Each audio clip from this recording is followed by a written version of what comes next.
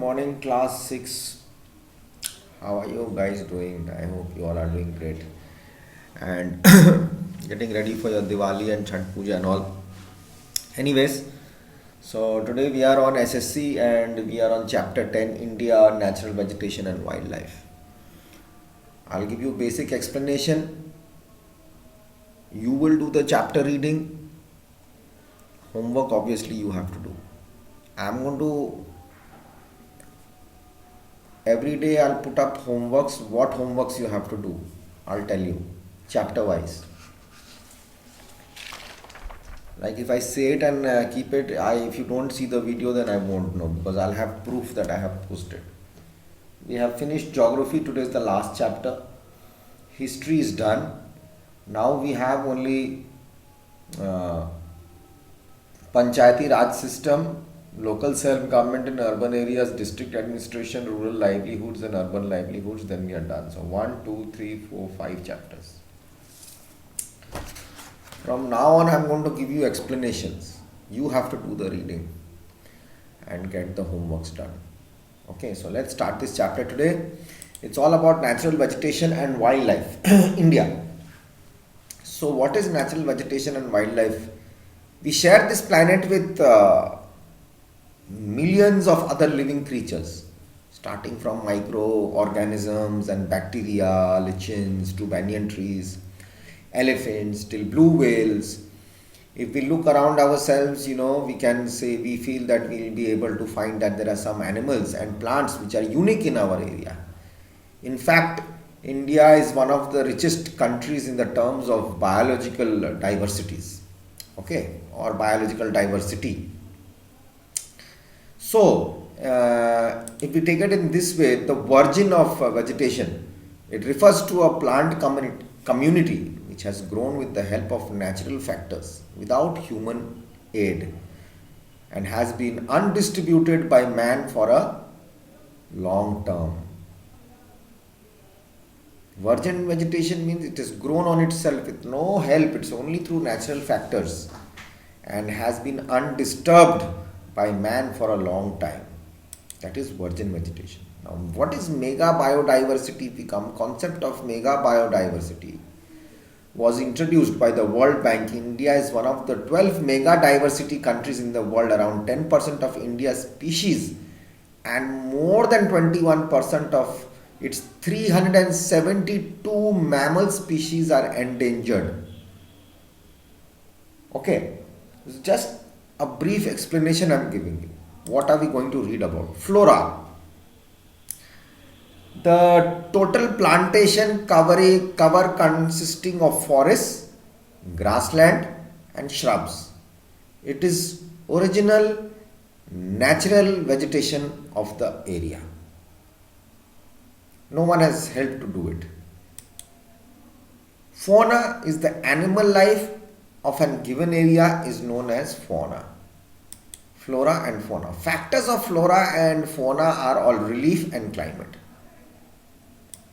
Okay. Relief is what?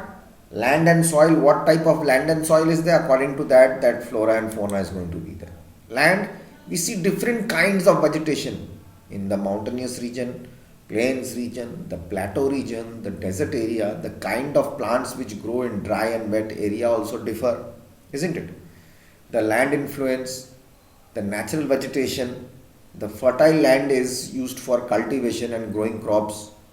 The woodland and grassland grow in rough terrains and slopes. Okay, so I'm just giving you the basic idea. Everything is there in your book. If you read, you will come to know. Then what do we have? The soil. The soil also differs from place to place. Each soil has different characteristics and support different type of plants. Example, the dry sandy soil of the desert supports cactus and thorny bushes. The water and soil of the delta region support mangroves and wetland forests, isn't it? Then we come to the climate. It's the temperature, the photoperiod, the precipitation. Okay. So what's the temperature? Now temperature it determines the extent of vegetation along with soil precipitation and humidity. It places above the snow line in the tundra region only mosses and lichens are found. In the areas of high temperature and heavy rainfall, many species of plants, trees, bushes, shrubs, creepers are found at the same place, isn't it? What's the photoperiod? The amount of sunlight received by a place depends upon the latitude of the place, altitude, season, duration of the day. The trees go faster. The trees at that place grow faster due to the longer sunlight. That is photoperiod. Excuse me. What is precipitation? India, most of the rainfall is brought by the advantage southwest monsoons, right, and retreating northeast monsoon. Areas of heavy rainfall have dense vegetation, and dry and arid region have sparse vegetation, less.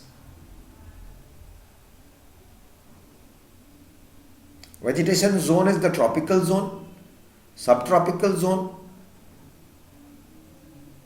okay, and the alpine is below 7 degrees centigrade, below 1 degree centigrade mean temperature in January, and full of snow. Tropical is no frost, above 24 degrees centigrade.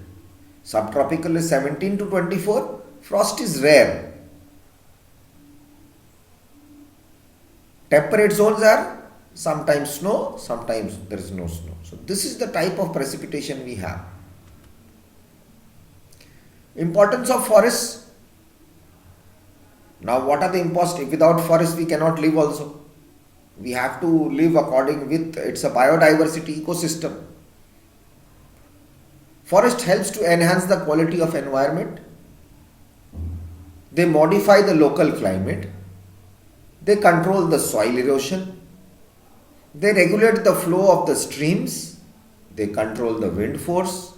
They maintain temperature. They cause rainfall. They provide humus to the soil.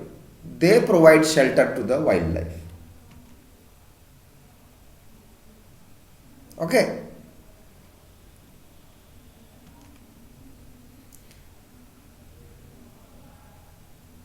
Now, total forest area is round about 81% in India.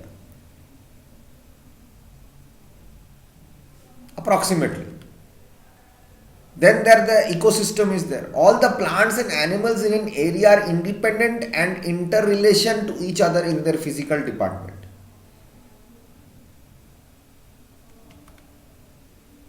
Then we have the types of vegetation in India: tropical rainforest, tropical deciduous forest.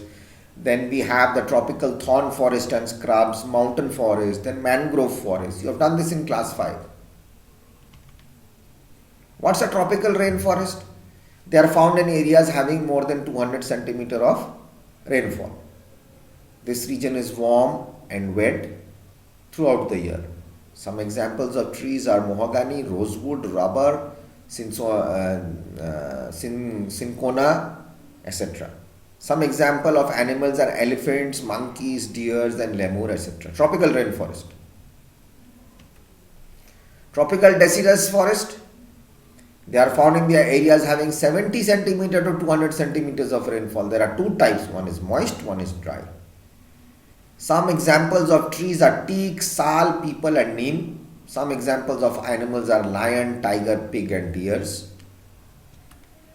Tropical thorn forest and scrubs. They are found in areas having less than 70 meters of rainfall, that is in the desert area. This region is dry most of the year. Some examples of trees are cactus, palms. Some examples of wild animals are rats, lion, mice, wild ass, etc. Mountain forest. They are mostly in the Himalayas. In this region, vegetation differ with altitude. Some examples of trees are chestnuts and oaks. Some example of animals are rabbit, sheep, goats, and red panda. Mangrove. You know where the mangroves are in the delta area, the Sundarbans delta and West Bengal. The roots of these plants are submerged in the water. Some examples of trees are coconut, palm. Some examples of animal: Royal Bengal tiger and crocodile. Medicinal plants we have the sarpagandha, the jamun, the arjun, the neem, the babul. These are all medicinal plants. Wildlife: India has around about 89,000 of animal species and 1200 species of birds. They constitute of 13% of the world's total. They are at 12% of the world's fish stock. It also shares 5 to 8% of the world's amphibians, reptiles and mammals. India has 14 biospheres to flora and fauna. Hunting, pollution, acid deposits and cutting forests are dangers to India's flora and fauna. Protect tiger, protect rhino. Example: 89 national parks, 490 wildlife sanctuaries and many more are there in India. That's why it's such a diverse country. Okay, so there's a map in your book, what animals, where you get and how it happens. Okay, then you have a full chart of the wildlife, West Bengal, what are the states there are. Okay, so you'll read through this and we'll meet in the next video or in the next class. That will be much more better. So we are done with this chapter 10. Explanation I've given. If you want another explanation, I can give another explanation also in the next class, no problem. But homework you have to do for this. Okay, so bye bye and take care.